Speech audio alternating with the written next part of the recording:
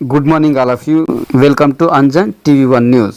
ప్రజాప్రభుత్వ సమస్య పరిష్కార, ప్రజాక్షేమ, ప్రజలందరి సంక్షేమ, పవర్ఫుల్ పవర్ అంజన్ మీడియా సేవలో అంజన్ టీవీ1 ఆధ్వర్యంలో అంజన్ కంప్యూటర్ స్టూడెంట్ సమక్షంలో ప్రజలందరి మధ్య భారీ ఘనంగా పేదరిక నిర్మూలన, నిరుద్యోగ సమస్య పరిష్కారంగా సమాజ అభివృద్ధికి, దేశ పురోగభివృద్ధికి ప్రతి గ్రామ పట్టణ ప్రాంతాలలో ప్రతి విద్యార్థికి కంప్యూటర్ విద్య, ప్రతి ఇంటికి కంప్యూటర్ ఉద్యోగం, ప్రతి ఒక్కరి జీవితం సుఖ సంతోషాలతో ఉల్లాసం, ప్రతి వారి జీవనము ఆనందోత్సవాలతో సంబరం.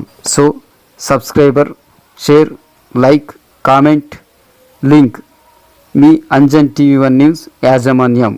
ఆంధ్రప్రదేశ్ టీడీపీ మరియు జనసేన పార్టీ ఆధ్వర్యంలో రాజధాని గురించి ప్రస్తావించిన మాజీ ముఖ్యమంత్రి నారా చంద్రబాబు నాయుడు రాష్ట్రానికి అండగా ఉంటామని 35,000 ఎకరాలు భూమి మీరు రాజధానికి ఇచ్చారు. నేను కూడా మీకోసం ఒకటి ఆలోచించాను. ఇంత ఉదారంగా వచ్చిన మిమ్మల్ని రాజధాని నిర్మాణంలో భాగస్వాములు చేసి పేదరిక నిర్మూలన ఏ విధంగా చేయగలుగుతామో, ప్రజలతో కలిసి సంపద ఏ విధంగా సృష్టిస్తామో దానికి నాందిగా అమరావతి కేస్ స్టడీగా ప్రపంచంలోని మిగిలిపోయేట్టుగా మనం ప్రారంభించాం. అది జరుగుంటే అదే జరిగేది, కానీ అది జరగలేదు. అందుకే ఈ రోజు మీరు అందరూ చూస్తే అమరావతి ఏవైతే ఉన్నాయో మళ్లీ ఆ చీకటి జీవోలన్నీ తగలబెట్టాం. ఈ రోజు నేను, పవన్ కళ్యాణ్ గారు మేమిద్దరం హామీ ఇస్తున్నాం, మన రాజధాని అమరావతి. ఇది ఆంధ్రప్రదేశ్ కి సస్యశ్యామలం చేయడానికి, ఆంధ్రప్రదేశ్ కి అన్ని విధాల ప్రజా రాజధానిగా ఉపాధి అవకాశాలు గాని, ఇంకో పక్క సంపద సృష్టించే కేంద్రం గాని, ఇక్కడి నుంచే ప్రజలకు మళ్లా సంక్షేమ కార్యక్రమాలు అందించే విధంగా పేదల పరిపాలన ఇక్కడి నుంచే ప్రారంభం అవుతుంది. దాని గురించి మీకు అనుమానమే అవసరం లేదు. ఈ రోజు ఇది ఒక దేవతల రాజధాని. ఇది అలాంటి దేవతల రాజధానిని రాక్షసులు చెరబట్టారు. ఇప్పుడు రాక్షస వధ కూడా అయిపోయింది, సైకో వధ కూడా అయిపోతుంది. తొందరలో కౌంట్ డౌన్ కూడా ప్రారంభమైంది.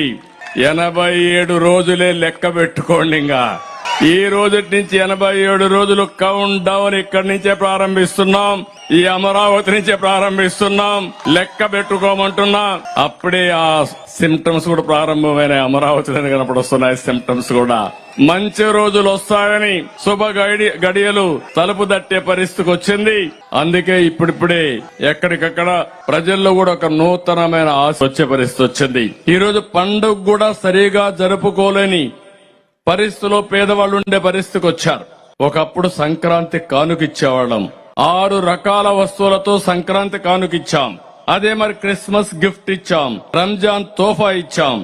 ఈ రోజు పండుగ జరుపుకోవాలంటే ధరలు విపరీతంగా పెరిగిపోయినాయి. ఒకటి కాదు, నిత్యావసర వస్తువుల ధరలన్నీ పెరిగాయి. పెట్రోల్, డీజిల్ పెరిగింది, కరెంటు ఛార్జీలు పెరిగాయి, పన్నులు పెరిగాయి. ఇంకా మీరు చూస్తే పేదవాడు బతికే పరిస్థితి లేకుండా పోయింది. 10 రూపాయలు ఇచ్చి 100 రూపాయలు దోచుకునే ప్రభుత్వం ఇది. రేపు రాబోయే రోజుల్లో జనసేన, తెలుగుదేశం పార్టీ కలిసి సంపద సృష్టించి మీకు 15 రూపాయలు ఇచ్చి ఆ 15ని 100 రూపాయలు చేసే విధానం, 100ని 1000 రూపాయలు చేసే విధానం, 1000ని 10,000 రూపాయలు చేసే విధానం, పేదవాడికి సంపద సృష్టించడం ఏకైక ధ్యేయంగా ఈ 2 పార్టీలు ముందుకు పోతాయి. చాలా మంది కనిపిస్తుంది.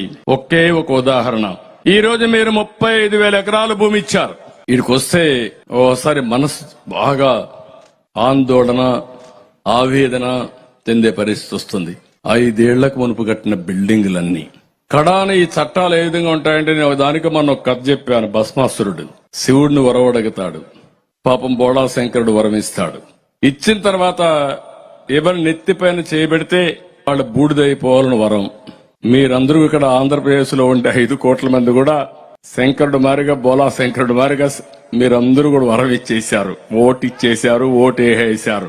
ఆ ఓటు వేసిన తర్వాత మీరు ఒక్కసారి ఆలోచిస్తే అందరి తల మీద చేయబెట్టాడు, అందరిని బూడి చేయడానికి.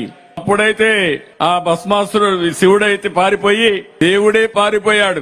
మహావిష్ణువు దగ్గర మొరబెట్టుకున్నాడు, నన్ను తప్పు అయిపోయింది, దుర్మార్గుడికి వరం ఇచ్చా కాబట్టి కాపాడనంటే, ఆయన మళ్లీ చూస్తే మీరు మోహిని అవతారం ఎత్తి డాన్స్ చేసి వీడిని మెప్పించి వాడి చెయ్యి వాడిని తినిపెట్టుకునే పరిస్థితి తీసుకొచ్చి బూడి చేసే పరిస్థితికి వచ్చారు.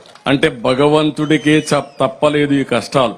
నేను అందుకే చెప్తున్నా, విష్ణుమూర్తి వచ్చి చేసే వరకు ఈశ్వరుడు కూడా దిక్కు లేకుండా పోయింది. ఇక్కడ ప్రజలు ఓటేసిన తర్వాత అందరి తల మీద చేపెట్టాడు, పెడుతూనే ఉన్నాడు. ఇంకా బతికున్నాం. అక్కడ బూడిదైపోయారు గాని ఇంకా జీవోత్సవాలుగా బతికున్నాం. అందుకే నేను అడుగుతున్నా, మళ్ళా మీకు ఒకే అవకాశం. 87 రోజులు ప్రతి ఒక్కరుగా ఆలోచించుకుని కులాలకు అతీతంగా, మతాలకు అతీతంగా, ప్రాంతాలకు అతీతంగా అందరూ కలిసి ఒకే దారికి రావాలి. అది వైసీపీ విముక్త రాష్ట్రంగా తయారు చేసే పరిస్థితి మీరందరూ తీసుకోవాల్సిన అవసరం.